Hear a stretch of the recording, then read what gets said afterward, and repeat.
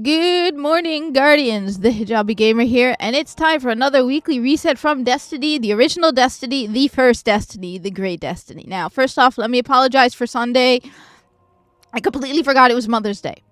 And then I didn't think it would take as long as it did. And by the time we got through things and we had like a brunch thing and we did things, it was kind of late, too late for me to really do anything Destiny related. So I promise you, this Sunday, Xbox, start early. If you're on Xbox and you want to play the original Destiny, as I said, my gamer tag is Feline Uprising. I like cats. Look me up, send me a request. I keep in mind, it may take me a day or two to accept all requests because I'm not on every console every day. Especially if you're a PlayStation person. I know I have friend requests waiting for me and messages. I tend to favor Xbox more, so give me a couple days, but I will accept your friend request. I'd rather not a close friend request. Though I think I come up as Feline Revolution as a close friend request. But just send me a friend request. This week we'll do Xbox. Next week, PlayStation, and I will alternate between the two. What is interesting is, according to my poll, more people are playing on Xbox than PlayStation, which surprised me because I assumed the opposite, which is why you never assume. So again, Feline Uprising, send me friend requests. I personally am on the Xbox Series X, but I don't think there's a problem in cross-playing. I don't have an Xbox One. Anyway, as for this week, things seem exciting. I'll admit I don't have Challenge of the Elders completed. I started working on a video about the Budgie thing. It'll come out later today. So I'm not sure. I know Val Araun is one of the bosses, and that's what kind of turned me off of it. I will make a video soloing Challenge of the Elders probably tomorrow because it's become my thing. Anyway, this week, in the wonderful world of the original Destiny, we have Crucible Mayhem Clash. Now, I've been getting, primarily people are saying it's really hard to get into Crucible. But you can, like I said in the last week, private matches are still a thing. If anybody wants to, I warn you, I suck at Crucible. But if you want to have a private match, play some private match Crucible on Sunday, we can do it. Mayhem Clash, 6v6, team deathmatch. Basically, I love how Shax puts it. Enjoy yourselves, Guardians. It's basically just go at it. Embrace the chaos. Go insane. There's no respawn delay. Faster special and heavy ammo spawns. You know, your super greatly increased ability recharge rates. It's just chaos and insanity. I never take Mayhem Clash seriously. I just go all out insane and probably get killed more times than I should simply because it's chaos and insanity. But you get a Treasure of Ages box and legendary marks, so if you can get into a match, go for it. Then we've got the weekly story playlist, which is one of my favorite things about Destiny. I love the weekly story playlist, especially original Destiny. I think the original Destiny has the better stories. Destiny 2 had some really great stories until they cut the content. Yeah, I'm still salty. I miss the Red War campaign, okay? Anyway, Dark Champions, though, is my least favorite of the weekly story playlist because it's just bosses. That's about it. It's not like Moon and Earth and the Moon or something, which is just story missions that you know what story you're playing for. This is just basically bosses. You always have heroic, so enemies appear in greater numbers. You have grounded, so players take more damage while airborne. And then you have airborne, players deal more damage while in the air. So you're going to take more damage while you're in the air, but you will do more damage while you're in the air. That's an interesting combination. I kind of like that. I don't think I've ever seen that before. I like that combination. As I said, weekly story missions, weekly story playlist is the best way to get legendary marks. You get 20 legendary marks each time you run a mission. You could get over 100. I believe it's because the daily story playlist is still built in, and you by chance will hit the daily mission, and that will give you another 15. I remember when it was daily story playlist, and every day you had a mission to do, and you got 15 legendary marks because I worked hard to get my first scout rifle. It was this beauty, not like the others. I love you, not like the others. I have a special place in my heart for not like the others. It was the first scout rifle I bought after working my butt off on daily heroic story. Keep in mind, I've always said this, once you reach 200, it stops, so you need to spend them. I've already said the best way, I find personally the best way is to buy planetary materials from the tower. But once you get 200, that's all you're going to get. So even if you run a mission and you're supposed to get 20, if you're at 200, you won't. The max you can carry is 200. But I'm not sure how many Treasure of Ages boxes, because I'm up to 7. One of these days I'm just going to be, maybe I'll get to 10. Once I get to 10, I'll make a video opening a whole bunch of Treasure of Ages boxes to show you what you could get in them. Right out. So that's the story playlist. Then you have the Siva Crisis Heroic. I've heard mixed things. You can get people to join with you. Sometimes you can't. Personally, I don't mind that because I like soloing stuff. I've admitted it. I'm a big soloing person. I'll just play with other people because I like to play Destiny. But I'm a big solo person. So you might end up doing it by yourself. Most strikes, yeah, it's not that bad. It's not the Nightfall. Let's just put it that way. It's not the Nightfall, so it shouldn't be that bad. You have Heroic. You're always going to have Heroic, which is enemies appear in greater numbers. You have Solar Burn. So solar damage from any source is increased. Keep that in mind. They shoot at you, you get more damage. You shoot at them, they do more damage. There's some adept weapons. I don't have them on me that will also do solar damage in your primary slot, which is good because small arms. So most of there's raid weapons that are adept primary and they have elemental burn.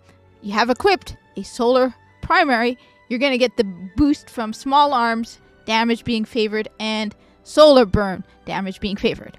So good thing to do. Then Berserk, minions of darkness won't flinch even after massive damage, which I've said this multiple times, makes a huge difference. It's surprising how much Berserk affects the game, especially when it comes to the Cabal. Normally you shoot them in the shoulder and they flinch because we have real Cabal with real shields. It's not those wimpy baby Red Legion. I thought the Red Legion were the big bad guys, but no. Red Legion, you suck. Your shields are worse than the Grineer, and the Grineer have a double-digit IQ. The Grineer by far are even dumber than the Cabal, and yet their shields are better than the Red Legion. Just saying. So they won't flinch when you shoot them. So yeah, it's a lot of fun. Anyway, that was Siva Crisis Heroic. Weekly Nightfall is Malok.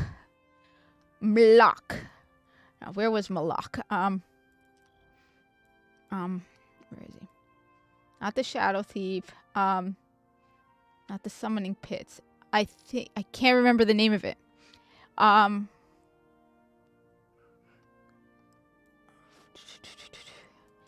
It's Prince Malok, though. I think it's on the moon.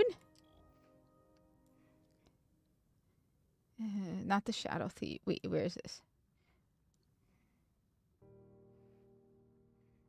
Yeah, no, that's not the sun. That's...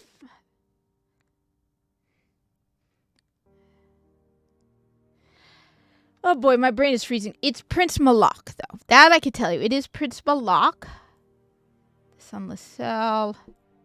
The Shield Brothers. Alright, I'm freezing on... which square it is, but it's Prince Malok. So Nightfall is Prince Malok. Prince Malok is the one that I think it is on the moon.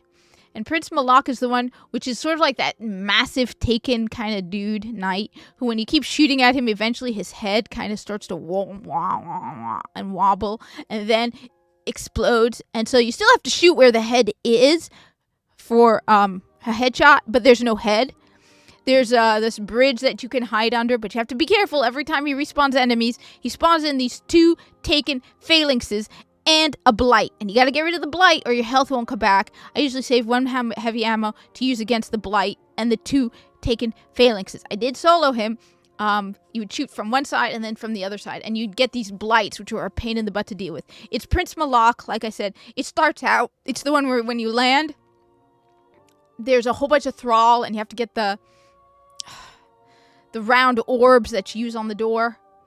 Yeah, it's Prince Malok. He's not that hard, honestly. Prince Malok isn't that bad. So this Sunday, let's do Prince Malok as a Nightfall. He's not that bad. I'll try and see if I get a chance to solo him. Prince Malok is a piece of cake. Yeah, I soloed him. He wasn't like the Dark Blade. The Dark Blade was hard. Modifiers, epic. So even So basically, heroic on steroids, shielded, and highly aggressive enemies. Then you've got Berserk, which sucks. Minions of the Darkness won't flinch. You've got small arms, which I like because I'm a primary weapon person, so primary weapon damage is favored. Then you have Chaff. Player radar is disabled. That's not that bad. That's really not that bad. And finally, you have Fresh Troops. Some enemy squads have been fortified with additional reinforcements. Again, don't forget to pick up the 3 bounties from Commander Zavala for the Nightfall. There's bounties on the bounty board, and there are 3 bounties you have to go to Commander Zavala. So you're going to do Nightfall. You have to pick those up from Commander Zavala. It includes, I think it's called, I keep forgetting the name of it. I think it's called like the Sunset Bounty. It's either Sunset, Sunrise. It's something, I'm pretty sure Sun is in it, that gives you the chance to get the sniper rifle. You need to finish the Nightfall in under a half an hour. Right up. So I really should practice it then this weekend so we can do it. So that's the Vanguard Nightfall, weekly Nightfall strike. Challenge of the Elders. Like I said, I did not solo it. I will solo it probably tonight, tomorrow. It's the first one I know is the non-taken Hive. The not taken Vex, which is a piece of cake. Vex are easy on this. The second is Val Araun, which is the Cabal with the flares. I hate him so much. And then so you have Fresh Troops. Some enemy squads have been fortified with additional reinforcements. They definitely have. Melee kill bonus. Melee kills are worth more points, which includes your throwing knife as a hunter. I keep bringing this one up. This is the best thing to have as a hunter. Knife Juggler. Precision kills with throwing knife immediately resets its cooldown. So that counts as a melee kill and a precision kill if you get a precision kill with your throwing knife. Never forget that. Your hunting knife as a hunter, as a gunslinger, is awesome.